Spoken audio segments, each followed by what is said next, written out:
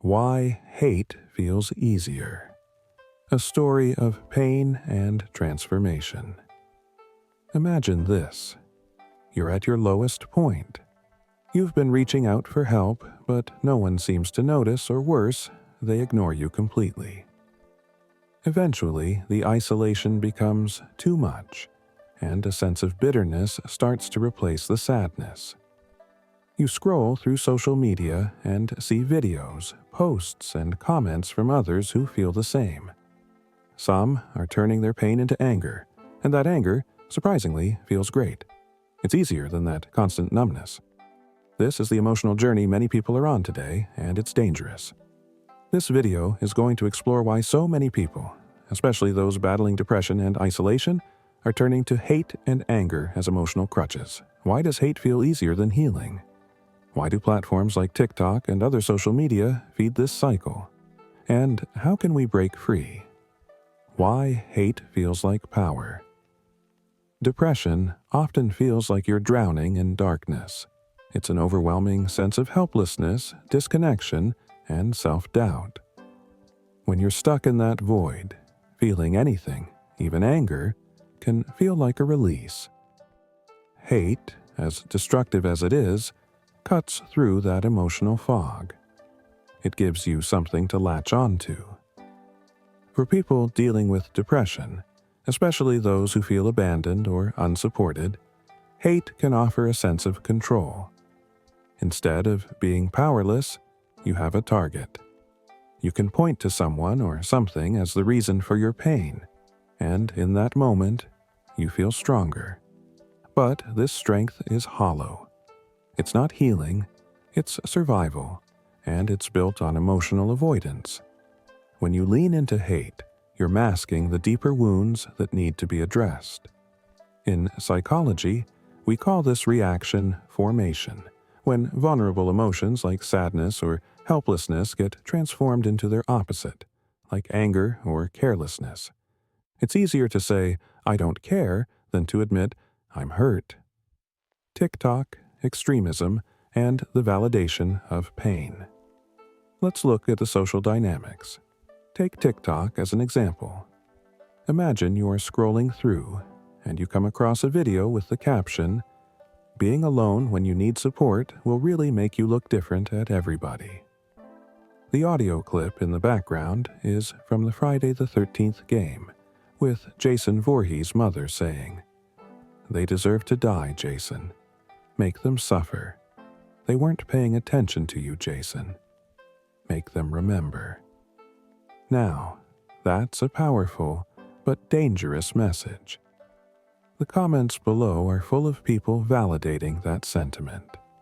One person writes, "I was alone at my lowest, but it made me who I am today, careless and relentless." That's the glorification of emotional detachment. It's the idea that being hurt makes you hard, and that's somehow better than being vulnerable. Platforms like TikTok, with their algorithmic loops, create echo chambers where pain, anger, and cynicism get amplified.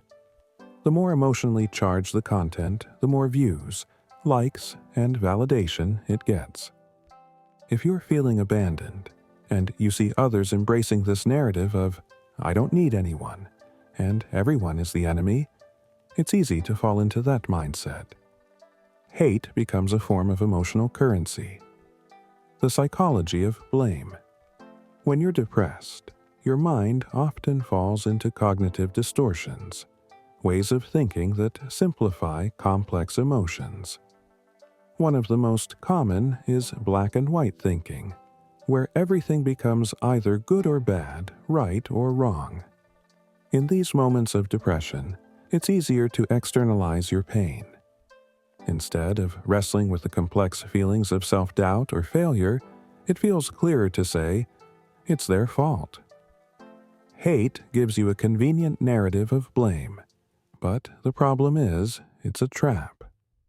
This clarity is deceptive because it doesn't address the real source of pain. It's like putting a Band-Aid on a broken bone. It hides the problem temporarily, but doesn't fix it.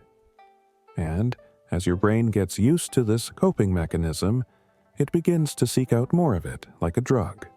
Hate can even trigger the reward centers in your brain, providing a temporary dopamine hit, reinforcing the cycle. From isolation to extremism. How group dynamics fuel. Hate. It's not just personal psychology at play here. There's a broader social dynamic. When individuals feel disconnected from traditional support systems, family, friends, or community, they often turn to fringe groups or online spaces for validation. This is where radicalization becomes a risk. These groups, whether they're extremist communities or online echo chambers, thrive on a shared sense of victimhood. They bond over a common enemy, creating an us versus them mentality. Hate in these spaces isn't just a personal emotional release. It's a social glue that ties the group together. This can give people a dangerous sense of belonging, especially when they feel rejected by mainstream society. Breaking the cycle. Vulnerability as strength. The real challenge is breaking out of this cycle. It's easy to stay in the loop of hate because it feels like a shield, but the truth is, it isolates you further. The more you lean into hate, the more disconnected you become, from others and from your own emotions. The answer isn't in detaching, but in reconnecting. In a place where emotional detachment is strength, vulnerability becomes an act of defiance. It's harder to say, I need help, than to say, I don't care. But reaching out for help, seeking connection, and addressing the root causes of your pain are the only real ways to heal. It's important to recognize that social platforms often reward intensity, especially anger and cynicism, but they rarely reward introspection or vulnerability.